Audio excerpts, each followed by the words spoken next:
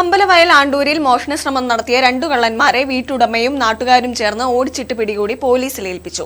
മലപ്പുറം മഞ്ചേരി ചേരണി കരുവമ്പ്രം രായരോത്ത് പറമ്പ് അജിത്, ബംഗളൂരു വിദ്യാപേട്ട റോഡ് ശിവരാജ് എന്നിവരാണ് പിടിയിലായത്. അറസ്റ്റിലായ ഇരുവരെയും കോടതിയിൽ ഹാജരാക്കി.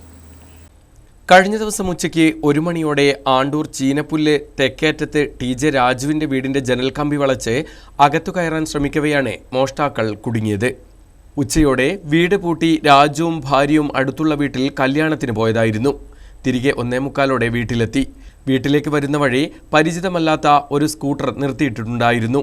വീടിന്റെ പ്രധാന വാതിൽ തുറന്ന് അകത്തു കയറിയ ഭാര്യ കിടപ്പുമുറിയുടെ ജനാലച്ചില്ലുകൾ പൊട്ടി താഴെ വീണ് കിടക്കുന്നത് കണ്ടു. കമ്പികൾ അല്പം വളഞ്ഞ നിലയിലും. ഇതോടെ കള്ളൻ കയറിയെന്ന് ഭാര്യ ഉറക്കെ വിളിച്ചു പറഞ്ഞു.